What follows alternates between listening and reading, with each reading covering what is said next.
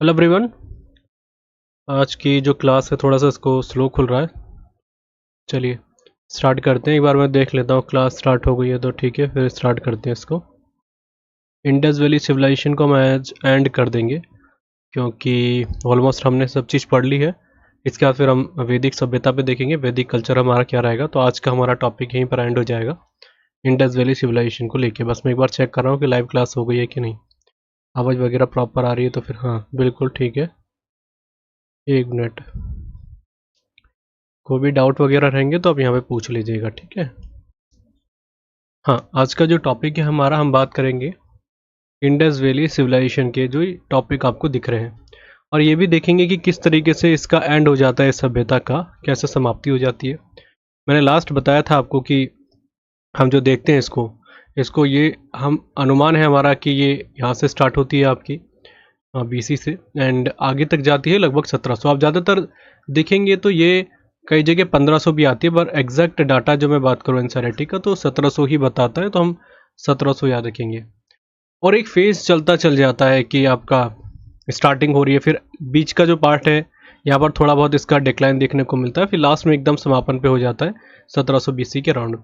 क्या हम जो बात करें इंडस वैली सिविलाइजेशन के बारे में, तो इसकी यहाँ पर समाप्ति देखी जाती है। इसके कई कारण हैं, उसको हम लास्ट में देखेंगे। वो हमारे एग्जाम के लिए ज़्यादा इंपॉर्टेंट है नहीं एसएससी के लिए, पर फिर भी उसको एक बार समझ लेंगे। गुड इवनिंग नितिन, ठीक है स्टार्ट कर लेते हैं सेशन को। कोई डाउट वगैरह रहेंगे तो आप पूछ लीजिएगा। अब स्टार्ट करते हैं। देखिए सूत कोददा, इसको वैसे सूर कोददा पढ़ा जाता है एग्जैक्टली, कई जगह इसको सूत कोददा पढ़ते हैं कई लोग, सूत कोददा। आप इसको ये भी लिख सकते हैं और वो भी लिख सकते हैं, कोई नहीं, वैसे ज़्यादातर सूर कोददा है ये कहाँ पर आपके लिखा है, ये गुजरात के कच्छ में है। Is located in the Kutch district of Gujarat. ये एसएससी का पूछा गया क्वेश्चन है, इसको जरूर याद रखें। देखिए एक चीज़ मैं आपको क्लियर कर दूं, इंडस वैली सिविलाइजेशन के बारे में बहुत दिमाग क्लियर होना चाहिए आपका कि बहुत ज़्यादा डेप्थ में नहीं जाता एसएससी में, बहुत नॉर्मल नॉर्मल क्वेश्चन आते हैं, ज़्यादा डिटेल में नहीं आते। जैसे आपका डायरेक्टली पूछ लेगा सूर कोदिदा कहाँ पर है आपका, चनहुद्रो कहाँ पर है आपका, ठीक है, बनावली क्या है, किसने इसकी खोज करी थी, किस वर्ष में की गई थी, क्या क्या कारण रहे, क्या क्या चीज़ें मिली, बहुत डेप्थ में बहुत कम जाता है। इसलिए मैं थोड़ा ऊपर ऊपर भी आपको कोशिश रख रहा हूँ कि ज़्यादा डिटेल में ना जाए। नितिन कह रहे हैं sir please provide merge PDF of polity and geography to help save time. देखिए अभी तो पॉसिबिलिटी है नहीं, बाकी आप जो कह रहे हैं पॉलिटी के बारे में, पॉलिटी के मैंने आपको पीपीटी दे दी है आपको सारे चैप्टर की, अगर आप उसको प्रिंट आउट निकलवा सकते हो तो निकलवा सकते हैं। पहला पॉइंट ये। दूसरी बात, अगर हम बात करते हैं ज्योग्राफी के बारे में, ज्योग्राफी के लिए मैं अभी आपको क्लासेस ले रहा हूँ और मैंने आपको बोला है कि मेरी पूरी कोशिश है कि इसी मई मंथ में इसको एंड कर दिया जाए, और साथ में पीवीटी में आपको हर क्लास के साथ दे रहा हूँ, तो आप इतना थोड़ा बहुत एडजस्ट करें। और एक पूरी कंपाइल पीडीएफ देने में वो फ़ायदेमंद नहीं रहती, उसमें कई नुकसान हो जाते हैं, कई चीज़ें अपडेट करनी पड़ती है, तो उसके लिए आप थोड़ा सा पेशेंस रखें। और मेरा तो मानना आप पीपीटी निकलवा के नोट्स बना लीजिए, उसमें कुछ एडिशनल पॉइंट आपको डालने हैं तो थोड़ा बहुत एडजस्ट करें आप भी। और बाकी फिर मैं आपको कोशिश करूँगा जैसे सिलेबस कंप्लीट होगा तो इसके बारे में सोचेंगे। तो हमने क्या बोला है कि सुर कोददा जो है आपके गुजरात के कच्छ जगह में देखने को मिलता है। लिखा है इसकी वर्ष 1966 में खोज की जाती है, बहुत ज़रूरी है, वर्ष 1966 में इसकी खोज की गई। और ये आपके एसएससी का पूछा गया क्वेश्चन है, रिसेंट का कोई एग्जाम था, एसएससी सीजीएल तो नहीं था पर कोई एग्जाम था, शायद स्टेनो का था, पता नहीं कौन सा एग्जाम था वो। और मैंने देखा था, एक क्वेश्चन पूछा गया था मुझसे कि क्या था ये, तो वर्ष 1966 में इसकी खोज की जाती है। किन्होंने करी थी, जगपति जोशी के द्वारा। तो इनका नाम भी जरूर याद रखना है, ये अभी तक आया नहीं है पर इंपॉर्टेंट है, वर्ष 1966 में की गई। इसके बाद लिखा है इस स्थान से घोड़े की अस्थियां अवशेष, घोड़ियों जो आपके घोड़े होते हैं उनकी अस्थियां जो होती हैं, उनकी हड्डियां, उनके अवशेष मिले हैं। लिखा है रिमेन्स ऑफ हॉर्स बोन्स, ये बहुत जरूरी है, एसएससी का पूछा गया क्वेश्चन है। दूसरा है सुरकोददा में दुर्ग के साक्ष्य मिले, ये भी एक इंपॉर्टेंट है, एसएससी का दोनों क्वेश्चन आ रखे हैं।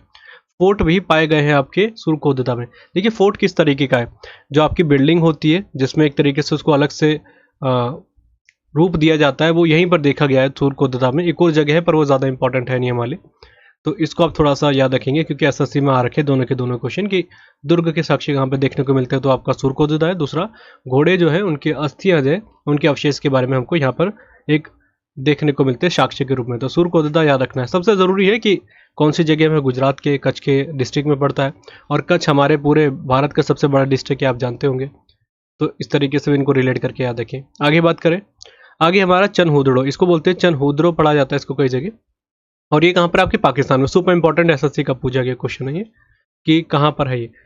पाकिस्तान के सिंध के पास है। देखिए मोहनजोदारो जाएंगे ना आप, मोहनजोदारो के जस्ट थोड़ा सा ही कुछ किलोमीटर का फर्क है, यहाँ पर आपको चनहुद्रो देखने को मिल जाता है।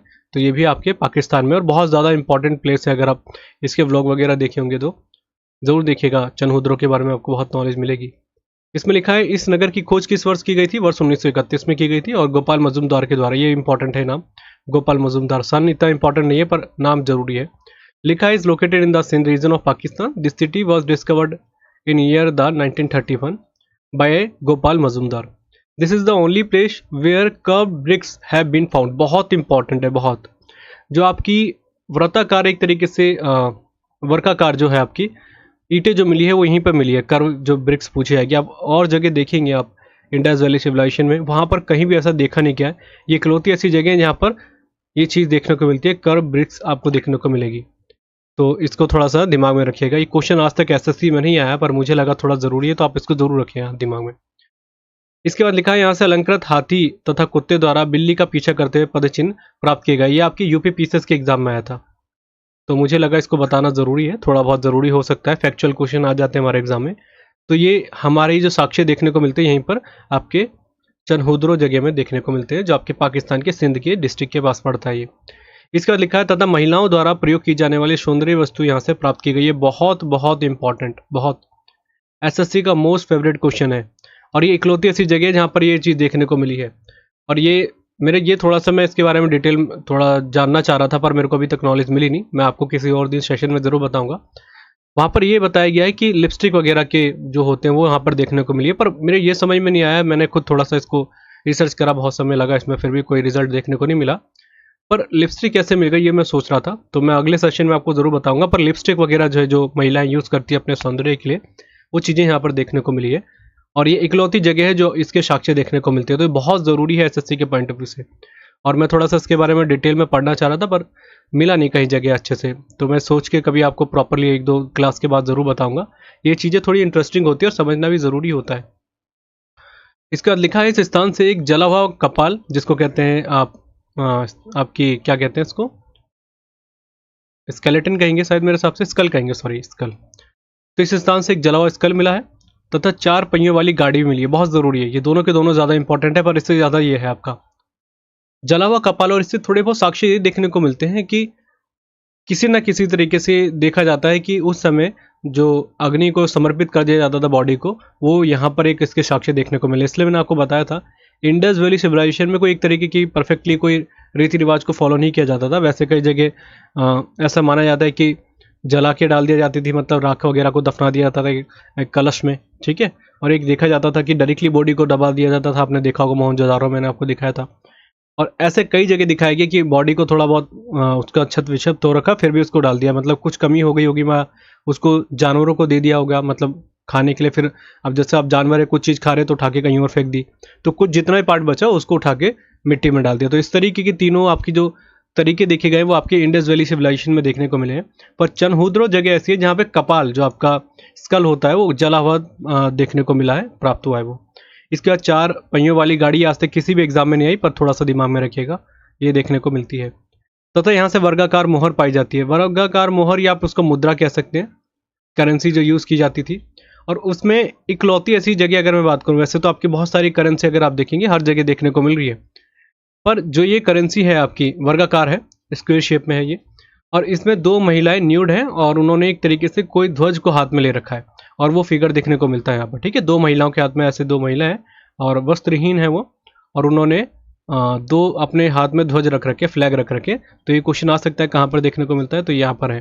जैसे अगर मैं बताऊँ करेंसी बहुत अलग अलग जगह, हर जगह, पर कुछ स्पेसिफिक ज़्यादा देखने को मिलती है जिस जगह में, उसी तरीके से उसको माना जाता है। जैसे अगर हम चनहुद्रो के बारे में बात करते हैं तो ये कैसी जगह देखने को मिलती है कि जैसे हमारे और टाउन प्लानिंग थी उससे थोड़ा बहुत इसको अलग देखा जाता है। जैसे इसकी ब्रिक्स वगैरह है वो अलग यूज़ की गई हैं, इसलिए माना जाता है तो उसी का पार्ट, पर ये थोड़ा बहुत अलग अपने तरीके से रखते थे। बल्कि आप देखेंगे मोहनजोदारो के बहुत पास में है ये। इसके बाद जो तीसरी है वो बनावली। एक और याद रखिएगा, पहले इसको बात कर लेते हैं। एक भगवानपुर के बारे में आपने सुना होगा, भगवानपुर, ठीक है। ये भी आपका कहाँ पड़ता है, हरियाणा के पास पड़ता है। और ये याद रखिएगा क्वेश्चन डायरेक्टली आता है, तो इसको भी दिमाग में रखिएगा। इसके बाद हमने क्या बात करी है, बनावली। बनावली कहाँ पड़ेगा, आपके हरियाणा के हिसार जिले में पड़ता है और ये पड़ता है आपके कुरुक्षेत्र के पास के वाले इलाके में पड़ता है। इसमें लिखा है बनावली हरियाणा के हिसार जिले में स्थित है तथा इसकी खूब वर्ष, ये थोड़ा सा इसको ठीक कर लीजिएगा, इसको खोज कहेंगे, तथा इसकी खोज वर्ष 1973 में की गई जब हमारे यहाँ प्रोजेक्ट टाइगर को लॉन्च किया गया था। इसको तुरंत रिलेट कर लेना चाहिए आपको, कभी भी आता है ऐसी चीज़ें। और याद रखिएगा केशवानंद भारती केसरी वर्ष 1973 का ही है, तो ये आपको सभी को रिलेट करने आना चाहिए, रिवीजन होता रहेगा। खोज इसकी वर्ष 1973 में की जाती है, रविंद्र सिंह बिष्ट के द्वारा इसकी की गई थी खोज। और ये क्वेश्चन आ रखा आपके एसएससी में, रविंद्र सिंह बिष्ट का नाम, कि किसने बनावली की खोज की थी। बनावली अगर हम बात करेंगे कि आपने राखी गढ़ी का नाम भी सुना होगा, मैंने आपको नोट्स में दे रखा है, नहीं होगा तो मैं अगली क्लास में करा दूंगा। राखी गढ़ी भी आपका, अगर हमारे भारत के हिसाब से देखें, सबसे बड़ा क्षेत्र अगर हड़प्पा सभ्यता का देखा जाए तो भारत में स्थित सबसे बड़ा वो ये राखी गढ़ी, ठीक है। तो उसी तरीके से आपके हरियाणा की जगह मिलता है हिसार जिले में, कौन, आपका बनावली जगह। इसको वैसे बनावली नहीं बोलते, इसको बोलते हैं बनावली, ठीक है। थोड़ा सा साउंड उस तरीके की यूज की जाती है यहाँ पर, इसलिए इसको बनावली हम बोल देते हैं। लिखा है इस स्थान से बड़े मकान, एक मिनट यहाँ पे इसको इरेज कर देता हूँ। अच्छा एक देखिए, एक मिनट, इस जगह से क्या चीज़ देखने को मिलती है हमको, इस जगह से हमें देखने को मिलती है कि यहाँ पर बहुत बड़े बड़े घर देखने को मिले। मतलब आप देखेंगे इनइक्वलिटी का सबसे बड़ा एग्जाम्पल यहीं पर देखने को मिला, मतलब कोई भी इक्वलिटी है नहीं। जैसे मैंने बताया था कि आप देखेंगे अमूमन जो जगह है आपकी, मोहनजोदारो हो गया, हड़प्पा हो गया, सभी की जगह एक बराबर जगह देखी जाती है, मतलब एक ही सिंगल बेडरूम है वहाँ पर और वहीं पर वो लोग रहा करते थे। एक दो केस अलग है कि जहाँ पे बड़े घर हो गए, पर ये बहुत अलग देखा जाता है जो यहाँ पर समानता नहीं है बनावली में, और वो है आपकी इसी जगह में। कैसे, यहाँ पर एक बहुत बड़ा घर देखा गया, कमरे देखा गया, जो खासकर 2-3 जगहों में कुछ डिस्टेंस को छोड़ के, और वो स्पेसिफिक एक ही 2 जगह है पूरे इलाके में। और उसमें वहाँ पर आपको क्या देखने को मिलते हैं, सोने जो होते हैं हमारे, गोल्ड होते हैं, उसके मनके वगैरह हो गए, हीरे जवाहरात टाइप के वहाँ पर देखने को मिले, प्राप्त हुए हैं। तो इससे क्या पता चलता है कि जाहिर सी बात है कोई अमीर आदमी होगा या जौहरी होगा जो इस चीज़ के काम को करता होगा। तो उस टाइम पे भी ये सब चीज़ें की जाती थी, मतलब महिलाओं को ये चीज़ों का बहुत ज़्यादा शौक रहता है। और जैसे मैंने बताया सौंदर्य से रिलेटेड अगर चीज़ पूछेंगे, कहाँ पर मिला, चनहुद्रों में। तो कहने का मतलब आज के जैसे ही एक सिविलाइजेशन उस जमाने में हुआ करती थी, लगभग 5000 वर्ष पहले की मैं बात कर रहा हूँ। तो ये याद रखिएगा, आज तक आया नहीं है पर आने की संभावना है। इसके बाद लिखा है, हाँ एक बहुत ज़रूरी है, बनावली की इकलौती ऐसी पूरी जगह है अगर हम बात करते हैं आपके इंडस वैली सिविलाइजेशन की या सिंधु घाटी सभ्यता की, जहाँ पर कोई भी ग्रिड पद्धति आपकी देखने को नहीं मिलती है। मैंने आपको बताया था शुरू में ही कि इंडस वैली सिविलाइजेशन का एक सबसे बड़ा जो चीज़ है वो है कि वहाँ पर बहुत अच्छी ग्रिड सिस्टम है। ग्रिड सिस्टम क्या होता है, जो जहाँ की सड़कें हैं एक दूसरे एकदम सीधी रहेंगी और एक दूसरे को लंबवत काटेगी या परपेंडिकुलर तरीके से काटेंगी, जिससे बहुत अलग तरीके से उसका स्ट्रक्चर देखने को मिलता है। जैसे अगर आप अच्छी जगहों में गए होंगे, कभी कनॉट प्लेस वगैरह गए होंगे, तो आपको देखने को मिलेगा कि एक अलग ही तरीके से उन्होंने डिज़ाइन कर रखा है, और यही चीज़ देखती थी कि यहाँ पर अच्छी डिज़ाइन है। दूसरा मैंने बताया था कि ड्रेनेज सिस्टम बहुत अच्छा था यहाँ का। ये दोनों की दोनों चीज़ें एक कह सकते हैं कि सबसे अच्छी चीज़ों में जानी जाती है इंडस वैली सिविलाइजेशन में। पर ये दोनों का ही अभाव कहाँ पर देखने को मिला है, बनावली में। ना तो यहाँ पर एक ड्रेनेज सिस्टम अच्छा देखने को मिला और ना ही यहाँ पर ग्रिड प्रणाली देखने को मिलती है, ग्रिड। अब इसके क्या कारण रहे, इसके कुछ नहीं कहा जा सकता, कोई साक्ष्य है नहीं। तो इन 3-4 चीज़ों को मैंने आपको डिस्कस करके बता दिया। देखिए वैसे और भी बहुत सारी सीट्स है हमारी, जो जगह हैं जो हमारे इंडस वैली सिविलाइजेशन में जो खोजी गई हैं। अगर आप कश्मीर में जाएंगे वहाँ पर भी देखने को मिली है, आपके यूपी में भी है। उनको मैं एक अलग वीडियो में बता दूंगा। वैसे मेरे हिसाब से मैंने इंडस वैली सिविलाइजेशन यहाँ पर आपको समाप्त करा दिया है। हमारे एग्जाम में इतना डिटेल में नहीं आता, मैं जैसे एसएससी की बात कर रहा हूँ। एसएससी में बहुत सिंपल पॉइंट आते हैं कि आपके बताइए राखी गढ़ी कहाँ पर है, बनावली कहाँ पर है, चनहुद्रो कहाँ पर है, ये सब बस इतने क्वेश्चन से ज़्यादा उठता नहीं है। नहीं तो आप प्रीवियस ईयर्स के क्वेश्चन जरूर लगा के देखें, कुछ नया क्वेश्चन आपको देखने को मिले तो आप डाउट सेशन में तुरंत डाल दीजिएगा क्वेश्चन को, मैं उसका रिप्लाई करने की कोशिश करूंगा। वैसे मैंने इतना करा दिया कि आपको इससे बाहर देखने को नहीं मिलेगा। फिर भी मैं एक बार थोड़ा सा देख लूंगा और जो इंपॉर्टेंट प्लेस मुझे लगता है कि कराने लायक है तो मैं अगले सेशन में करा दूंगा। इसके बाद फिर हम इसको समाप्त कर देंगे। ये इंडस वैली सिविलाइजेशन यहाँ पर खत्म। अच्छा, इंडस वैली सिविलाइजेशन की जो हम बात कर रहे हैं, सिंधु घाटी सभ्यता की, इसकी समाप्ति के क्या कारण रहे? देखिए मैंने बताया ये बहुत लंबे समय तक रही, लगभग ये आप कह सकते हैं 1000 वर्ष हमने अपने नज़रिए से देखा है। वैसे तो कहा जाता है बहुत पुरानी सभ्यता रही है, लगभग 5000 वर्ष तक ये रही थी। पर अगर देखा जाता है इसका समाप्ति क्या रही, एकदम से धीरे धीरे इसमें डिके देखने को मिला है, समाप्ति देखने को मिली है, पतन होते चले गया। क्या कारण था ऐसा? तो कई जो हमारे इतिहासकार मानते हैं वो कहते हैं कि ऐसी कंडीशन रही होगी, तो यहाँ पर बाढ़ आ गई होगी, क्योंकि जितने भी जगह रही है इनकी, ये सारी नदियों के किनारे और बहुत हैवी रिवर के किनारे ये रही थी। जो भी जगह बड़ी बड़ी, हड़प्पा को देख लीजिए आप मोहनजोदारो को देख लीजिए। पहला कारण तो ये माना जाता है। दूसरा ये माना जाता है कि जो आर्य थे, आप इनको इन्वेडर भी कह सकते हैं। ये आते हैं और ये आके इनको समाप्त कर देते हैं, इनकी सिविलाइजेशन को, और ये भारत में आ जाते हैं, फिर भारत में रहने लग जाते हैं, फिर यहीं से वैदिक कल्चर शुरू स्टार्ट हो जाता है। तो कहते हैं कि हड़प्पा सभ्यता का समापन होना ही एक शुरुआत थी आपके आर्य समाज कह रहा हूँ मैं, सॉरी, वैदिक सभ्यता की। और कई जगह इसको माना जाता है कि वैदिक सभ्यता में, और ये हमें पता कैसे चलता है कि 1700 BC के अराउंड ये समाप्त हो जाती है, क्योंकि मैंने बताया था मेसोपोटामिया के साथ जब ये एक तरीके से ट्रेड करते थे तो उसमें इनके बारे में हर चीज़ लिखित में देखने को मिलती है, पर उसके बाद इनका कोई भी लेखन में देखने को नहीं मिला। इसका मतलब ये लगता है कि धीरे धीरे इनकी समाप्ति हो गई। ऐसा नहीं कि एकदम से एक दिन आया और सभी सब चीज़ समाप्त हो गई, ऐसा नहीं है। हर शहर धीरे धीरे डिके की तरफ चलते चले गए, समाप्ति पे चले गए। और फिर ये इसके कई कारण हैं। पहला कारण मैंने बताया आपको, इतिहासकार ज़्यादातर इसके साथ एग्री करते हैं कि एक बाढ़ वगैरह आई होगी जिसके कारण ये यहाँ पर इनका पूरा समापन हो गया, या ये कह सकते हैं कि सूखा पड़ गया होगा जिसके कारण इन्होंने जितना एडवांस उस ज़माने में सोच सकते थे उससे ज़्यादा सोच पाए, पर इस चीज़ को नहीं समाप्त कर पाए जैसे जो होगा। कई लोगों का मानना है कि जैसे हमारे आज के टाइम पे इतनी अलग अलग तरीके की बीमारी आ रही, जैसे कोरोना आ गया, वर्ष 1920 की बात करते हैं स्पेनिश फ्लू आ गया था, तो उसने बहुत तरीके से समाप्त कर दिया था। हालांकि 1920 में हम बात करते हैं स्पेनिश फ्लू जब आता है तो उसमें फिर भी मेडिकल थोड़ा सा इंफ्रास्ट्रक्चर थोड़ा सा मजबूत था, जैसे कोरोना के टाइम पे आज पे, पर उस जमाने में सब नहीं रहा होगा, तो कोई ऐसी बीमारी आई होगी जिसने इनको समाप्त कर दिया होगा। तो ये भी कई कारण बताए जाते हैं, पर इसमें से सबसे ज़्यादा ये माना जाता है कि बाढ़ वगैरह के कारण इनकी समाप्ति हो गई, इनकी सभ्यता की।